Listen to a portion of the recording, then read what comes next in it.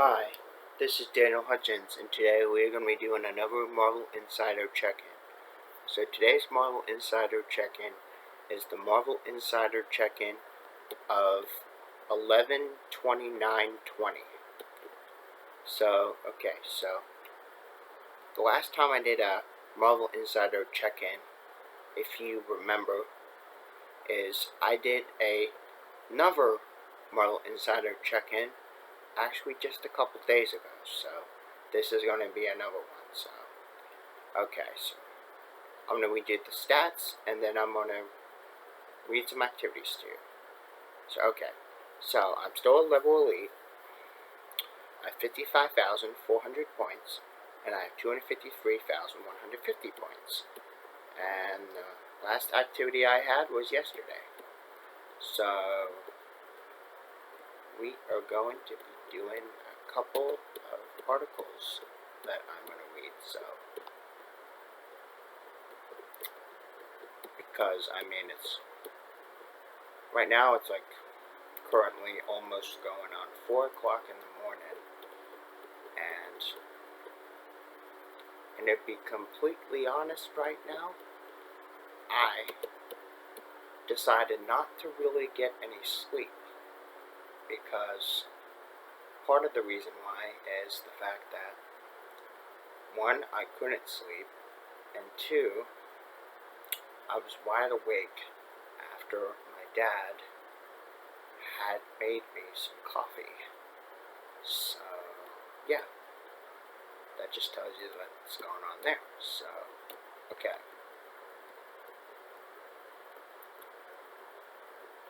So, the first article we're going to be talking about is who will be the all-new Phoenix.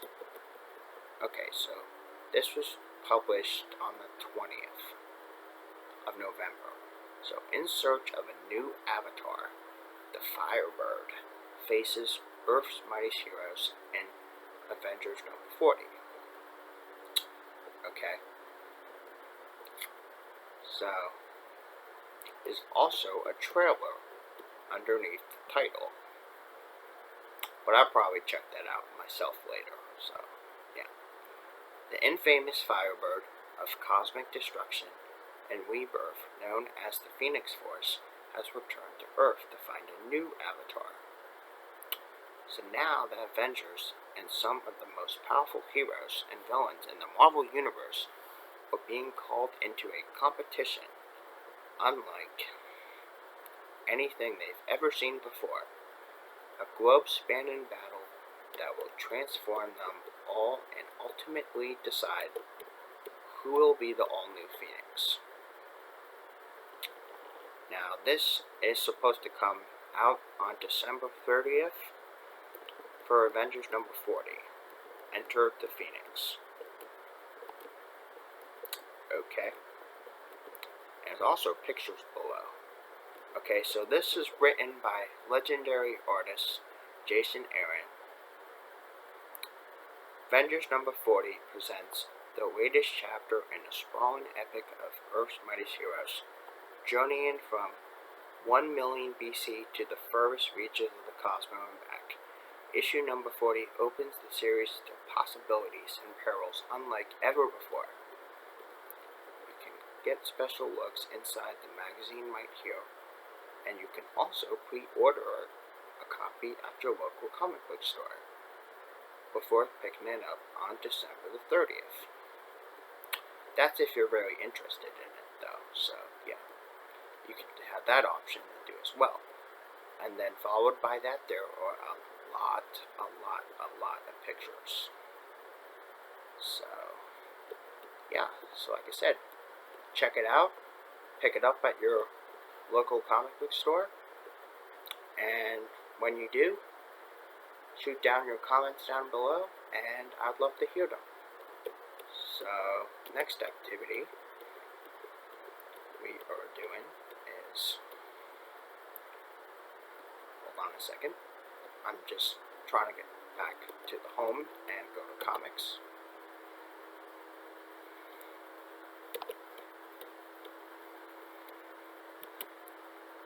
Okay.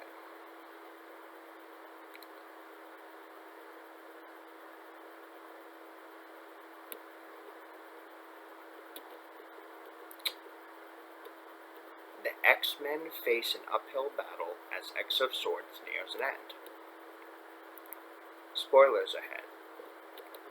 Okay, so this article was posted on the 18th of November.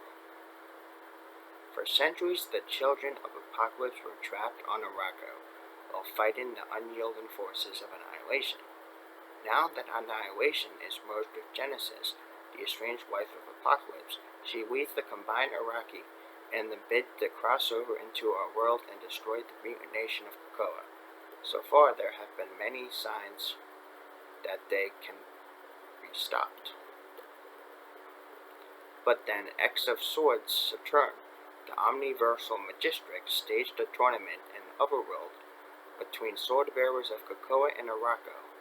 However, Saturn's cruel and vindictive actions against the X-Men and their allies have given the Iraqi the clear advantage, and this week's the Iraqi ran up the score as the countdown to invasion edged perilously closer to fruition. X-Force number 14 co-writers and artists decided to kick things off this week with a rematch between Magic and Pog on Pog. Okay, and there's also a picture below of the X-Force. So unlike their previous arm wrestling contest, Magic emerged as the winner when she realized that Pog's body was a giant construct. The real Pog lay within. She quickly extracted and defeated him. So Saturn continued to stack the deck against Krakoa as their team lost the following contest: Torture Endurance, Contest of Borders, Battle Beneath Waves, Lord of Dance, Labyrinth Escape, Jigsaw Battle, Contest of Torture, and Blight Spoke Navigation. Krakoa only won the Contest of Plates because Cable, Captain Avalon, and Doug Ramsey were presumably able to consume the disgusting dinner. Okay, so that's a little bit weird. But despite causing Betsy Braddock's apparent demise, Saturn sought to ingratiate herself with Betsy's brother, Brian Braddock. However, the new Captain Avalon wasn't having it. He refused to reclaim the Cambrian mantle from his sister. In retribution, Saturn had the Fury violently delay Brian during his foot race against Redroot and the Crooked Market Redroot run, but Mad Jim Jaspers imprisoned her for the trumped-up crime of accidentally shadowing a priceless crystal. Saturn threatened Brian with a similar fate unless he asked for her help. Now, regardless of that, Brian was present for a kitten-killing contest between himself and Ward, which he subsequently lost when he failed to protect the poor animals. But then Araco also emerged triumphant in the Contest of Letters and Resist Temptation. Wolverine had tried his best to withstand rumination endurance, but while the wild sword could stare his victims in the face, Logan's glimpse into the past caused him to shed tears and look away. The lone remaining bright spot of Storm's battle to first blood with death, despite the apparent loss of her powers due to shenanigans at Crooked Market, Storm had once again demonstrated why she is one of the X-Men's most formidable members. She had defeated Death in part because he underestimated her. If Death had survived, that's one mistake he won't make again. That had left the score at Araco 18 and Krakoa 6. And some writers had decided that there was an interlude chapter as Sinister's misfit squad of mutants finally made it to Araco. There's pictures below. Their mission was to claim the 10 swords of the Iraqi and force them to forfeit the tournament before it begins. But they had failed and paid a high physical price during their journeys. Havoc even lost an eye along the way to hippogriffs as the bridge tolls. Upon their arrival in Araco, the Hellions encountered Tarn the Uncaring, a powerful mutant who exposed Sinister's true agenda for their mission. Sinister wasn't trying to stop the Iraqi, but he simply wanted to chance to surreptitiously collect DNA samples from Rocco's mutants. While the Hellions were angered by Sinister's deceptions, their more immediate problems were that Tarn's team of mutants, the Locust Vile, Mother Rapture, Hex Butcher, Sick Bird, Mudgear the Recanter, and Amino Fetus, proved to be more than a match for the tired Hellions. Havoc lost his hands, Nanny was killed, Orphan Maker and Wildcard were left behind, and Sinister appeared to die. Before this passing, Sinister called upon his deal with Psylocke to make her return to Krakoa with the mutant DNA samples in exchange for taking care of her package. It's unclear to what those means were, but Psylocke reluctantly abandoned most of her team with the injured Havoc and Grey Crow. Empath had already fled back to Avalon, and his powers had allowed the survivors to return to Krakoa uncontested. However, Empath lost control of Grey Crow's mind, who retaliated against Empath by stabbing him. Once they all returned to Krakoa, the Sinister clones quickly killed all 4 of their remaining teammates so that none of them would remember what had happened and why he really went to Morocco. There's also Cable number 6, which closed out this week's chapters as writer Jerry Guggen pitted the young Nathan Summers against Bay the Blood Moon. Okay, there's also a picture of that below. Cable nearly defeated Doug's newfound wife, but he hesitated to kill her for just moments. That was all the time Bay needed to turn the tables for Cable. Without Doug's intervention, Cable would have been killed, because he was so disheartened by the losses that Saturn declared Bay the winner of killing Nathan's spirit. Later, Cable made telekinetic connection to Jean Grey and Cyclops, where he had confessed and apologized that he should have been the other guy for this, meaning that his older counterparts, whom Nathan seemingly killed in Extermination of 2018, Cable also warned his parents to prepare for the invasion before Saturn cut off his psychic conference call. With a score of 18-6 in Rocco's favor, the Wild Sword made a tactical error by sending his army of 100 swords against Gargan first, because Gargan managed to kill 13 of the Wild Sword's champions.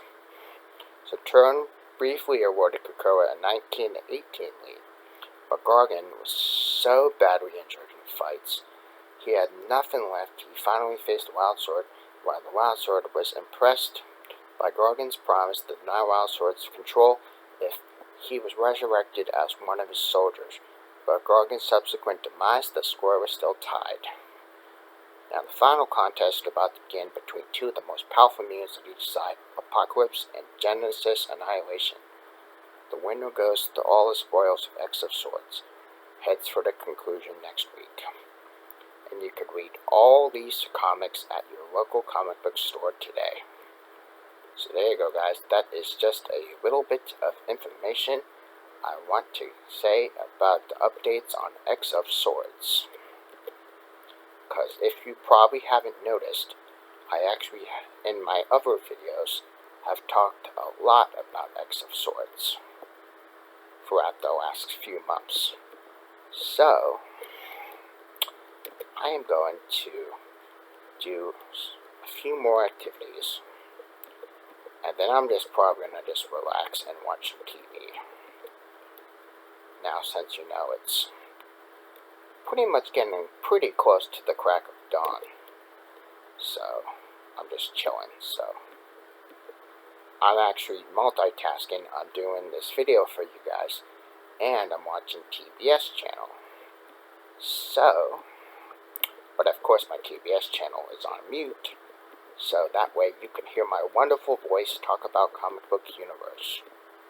So okay, so next we are going to talk about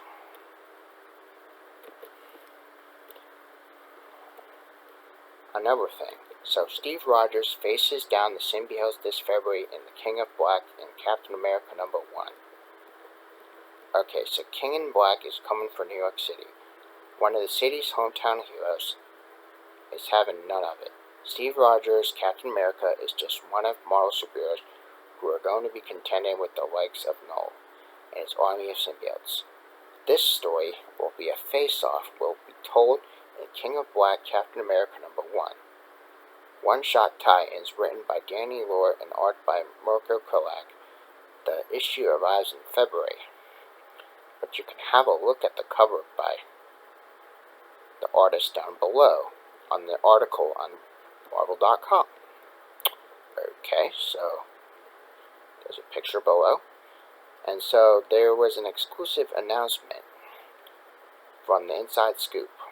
Steve Bucky Barnes, a.k.a.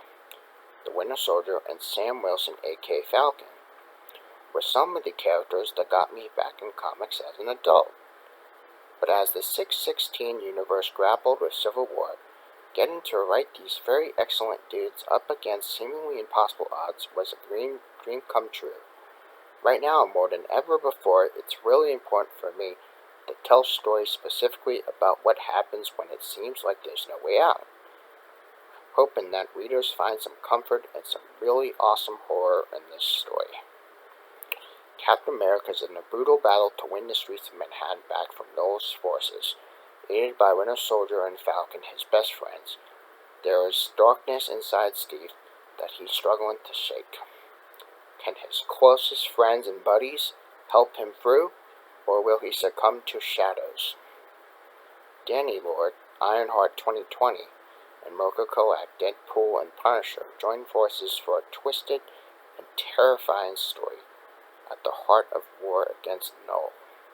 King in Black, Captain America #1 will go on sale in February of 2021. You could also stay up to date on the news on Marvel.com.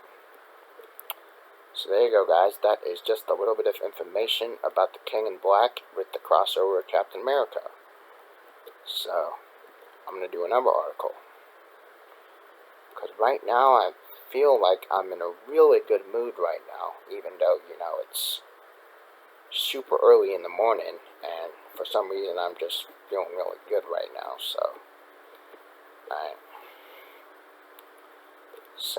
I'm going to probably do one more activity, or actually read one more article, and then I'm going to save some more stuff for some future check-ins. Okay, so